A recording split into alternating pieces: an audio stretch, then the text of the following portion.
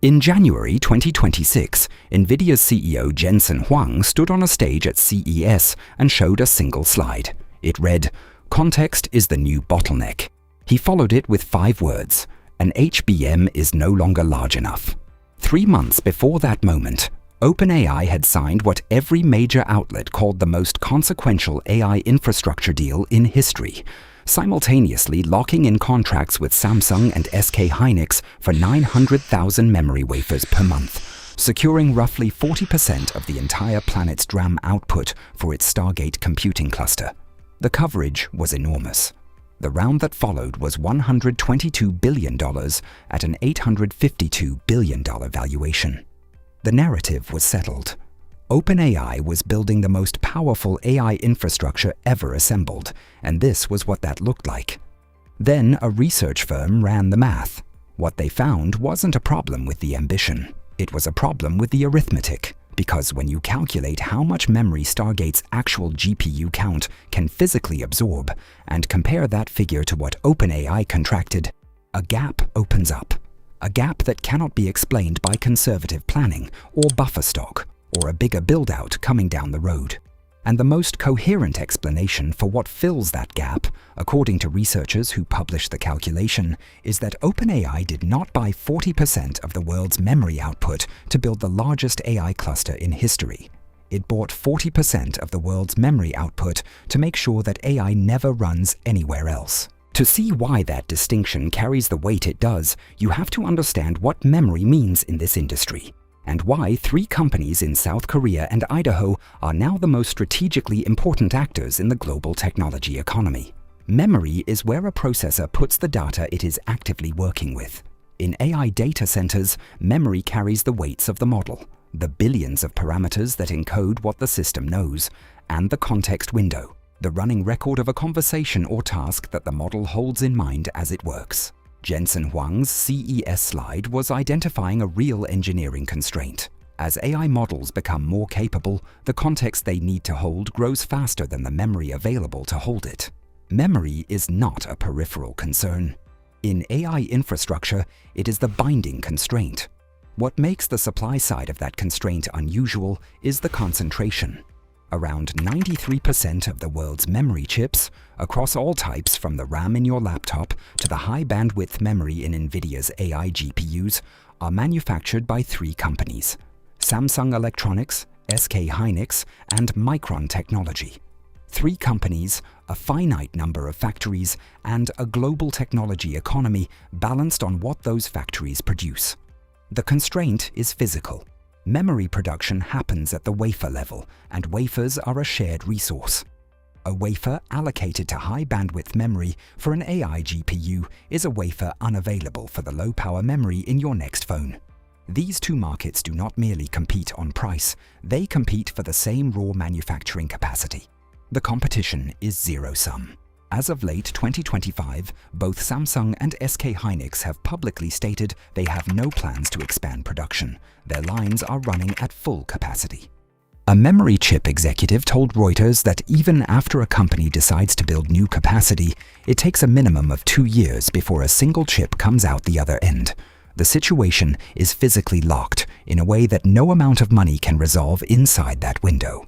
That is the environment in which OpenAI signed its deal. The October 2025 announcement reads, on its face, as a straightforward infrastructure play.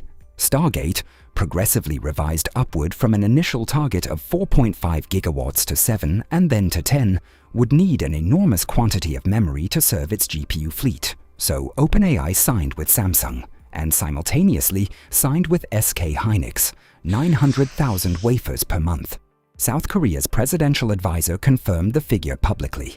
OpenAI's own press release confirmed it. The market did not wait for analysis. DDR5 spot prices, which had barely moved for most of 2025, rose approximately 600% in the following 6 months. Long-term DRAM contract prices, the prices paid by phone makers and PC manufacturers, grew more than 75% year-over-year in the 4th quarter alone. In November 2025, Samsung stopped pricing DDR5 on the open market altogether, stating it could no longer commit to supply beyond existing contracts. SanDisk, a company most consumers associate with USB storage, became the top-performing stock in the entire S&P 500 for the year 2025, up nearly 1,000%. Memory producers, as one industry consultant put it, they're not doing anything different. No new factories, no new shipping, no new nothing. All they do is just get twice as much money as they were getting a year ago.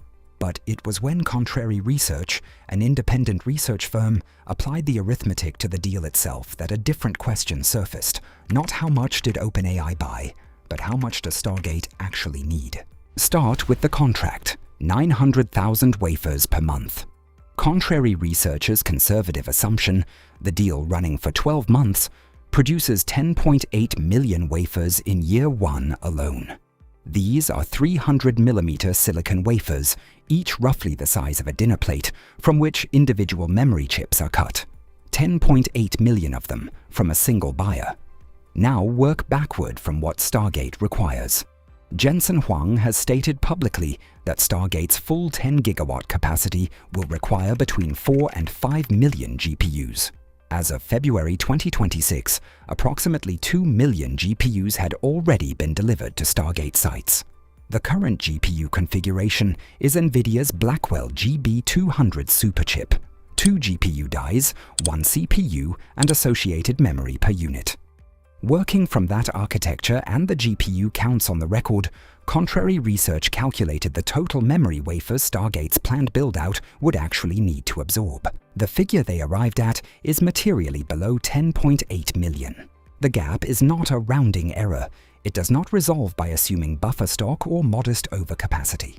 The researchers describe it as a clear overbuy relative to stated infrastructure requirements, and they attached the arithmetic. 2 explanations exist. The first, OpenAI is buying now for a build-out through 2029 that extends far beyond what has been publicly announced. The South Korean presidential advisor's comment that OpenAI was seeking to order 900,000 semiconductor wafers in 2029 is consistent with this reading. The second explanation does not require a secret build-out. It requires only that the purchase is calibrated to do something other than, or in addition to, powering Stargate. Something that depends not on how much memory OpenAI uses, but on how much memory everyone else cannot get. The threat the second explanation addresses has a name: on-device inference. For most of AI's public history, running a capable model has required a data center.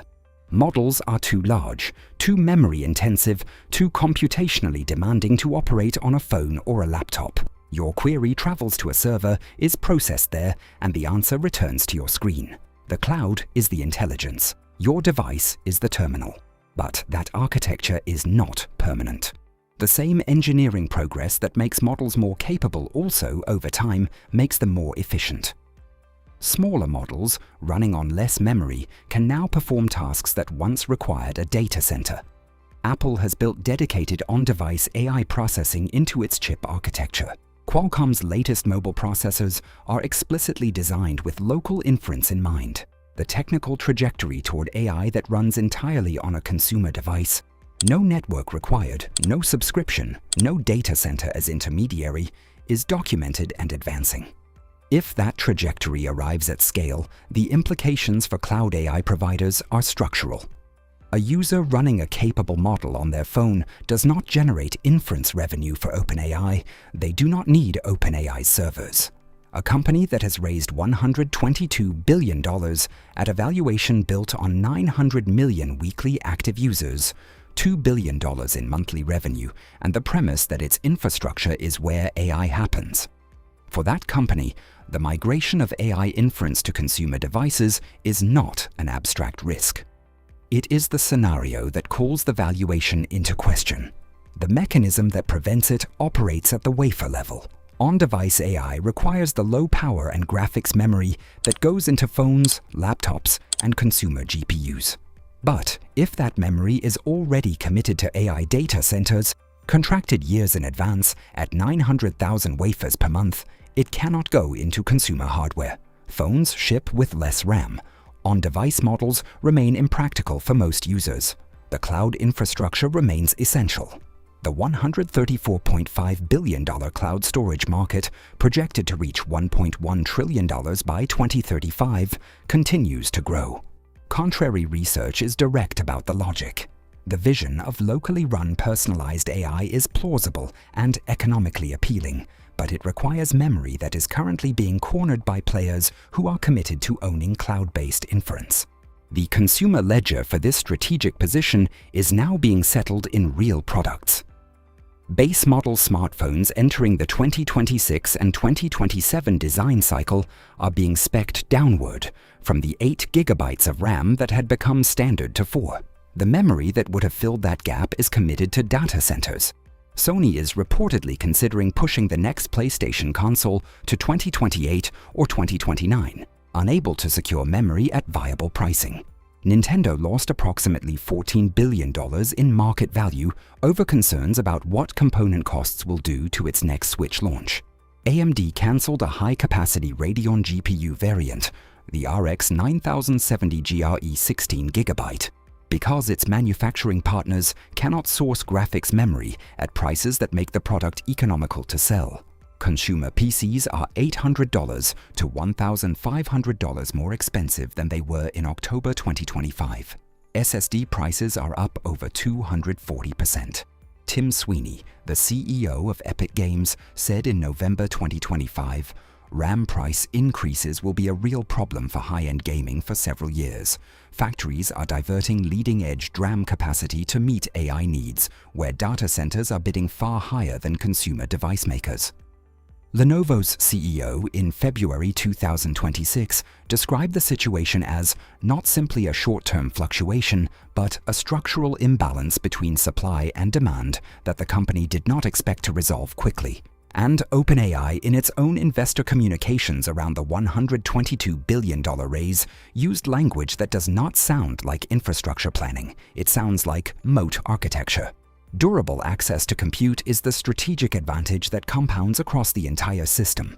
It advances research, improves products, expands access, and structurally lowers the cost of delivery at scale. What that sentence describes: compute as a compounding strategic advantage, not a cost input, only holds if that compute remains the place where AI happens. If inference moves to the device, the advantage does not compound. It commoditizes.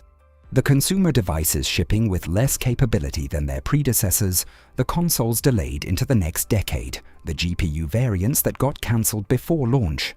These are not collateral damage from AI progress. They may be the intended cost of a specific decision made at the wafer level about which version of the AI future gets to arrive. Contrary research ends its analysis with a framing that is worth holding on to. There are two possible AI futures. In one, compute becomes cheap and abundant on consumer devices. AI runs locally, without subscriptions, without servers as intermediaries, on the hardware you already own. In the other, a cloud inference moat is built deep enough and early enough that on-device AI remains impractical for most users, and the infrastructure built at enormous cost by a handful of companies stays essential and irreplaceable. Those two futures are not being decided by the market. They are being decided right now at the wafer level by whoever controls the allocation of silicon coming out of a small number of factories in South Korea and the United States. The arithmetic in the public record says OpenAI bought substantially more of that silicon than its stated infrastructure requires. What OpenAI is doing with the difference is not documented in any press release, but the effect of that difference is visible in the phones being designed with less memory than last year's, in the consoles pushed into the next decade, in the consumer GPU variants that were planned and then weren't. The question, contrary research leaves open, is the right one to carry out of this. When a company acquires 40% of the world's supply of a critical resource, and the math shows it contracted more than its own announced projects can absorb, the question is not what they are building. The question is what they are building against.